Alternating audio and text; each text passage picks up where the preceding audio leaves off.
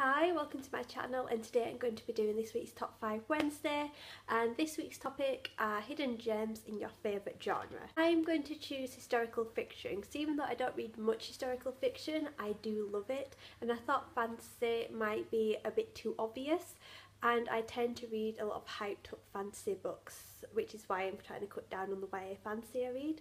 So I'm going to do historical fiction instead of fantasy. All these books I'm going to mention I don't hear about on BookTube, which is why I see them as hidden gems. I'm going to go through these, just maybe tell you a bit about the blurb, and hopefully you might like it and pick it up yourself.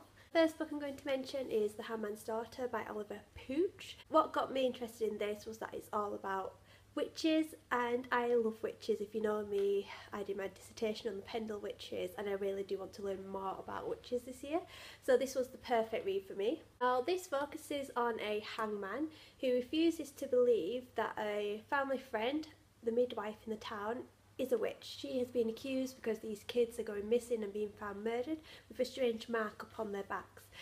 So obviously this is a witch, and these kids all hang around at the midwife's place. But he decides he wants to work out who the main culprit is before he has to execute this woman.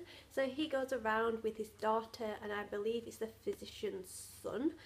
He goes on and he discovers lots of stuff. I need to reread this because I do want to finish the series, but I remember it being a bit creepy and you are just so hooked. Really lovely book, and it's very pretty as well. I also want to mention A Murder in Time by Julie McLuhan. So this was a recent read that I read last year and I loved it. As soon as I read the blurb I was like, I need this book. Basically this follows an FBI agent in America who gets sent back in time to, when is it? 1815 England, where she finds a young girl murdered. Obviously everyone thinks it's just a whore that's been murdered. She persuades the men in the family to help her work out what's happened, and it's this really cool murder mystery set in 1850s England. You get all the fashion, you get the men who are surprisingly accepting of Kendra.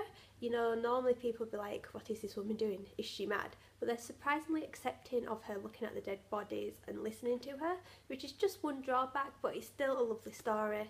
I have the hardback edition on order at Waterstones. I also have the hardback edition of Caught in Time, the sequel, on order, because that's not out in paperback yet and I just want to read it. And then the third book is out in June, which again I'm going to order in hardback once I've read the second novel. Then I'm going to mention another book I want to reread. I actually think I want to reread the majority of these because I really need to read some historical fiction, but I'm going to mention Torment by Ian McEwan, just because again I read this a good few years ago and it's still something that sticks in your mind, especially if you see the film as well. So this is set in World War II, I can't remember, which is why I need to reread it.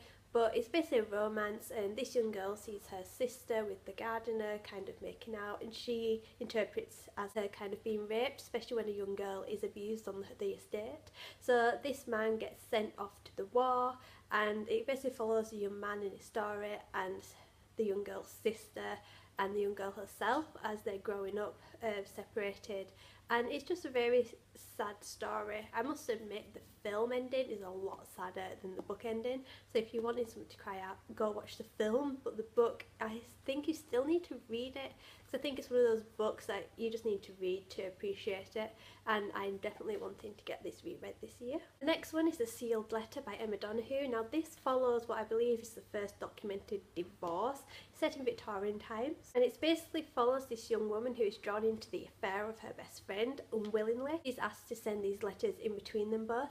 It's really interesting because it's this young woman who is kind of rising up in Victorian times, which is really unusual, so you get to follow that, and I just think it's really interesting because you get to see the court case as well. And if you're interested in that kind of stuff, especially stuff based on historical fact, because I think this is, I'm not 100% sure, yeah, based on a real life scandal that gripped England in 1864. So yeah, it is based on real life.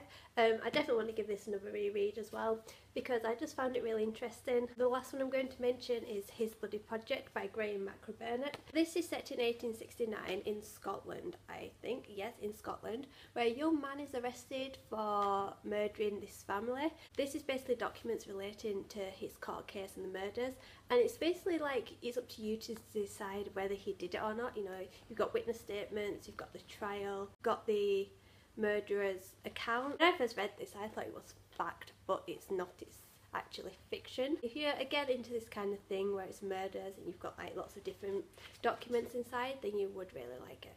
That's it for this Top 5 Wednesday, the last Top 5 Wednesday of January. I can't believe January is almost over. What's your favourite genre? What are your hidden gems? Or if you like historical fiction as well, what are your hidden gems? Because like I said, I do want to start reading more historical fiction this year, so feel free to comment down below and I would definitely check out those books. So I will see you later with a new video. Bye!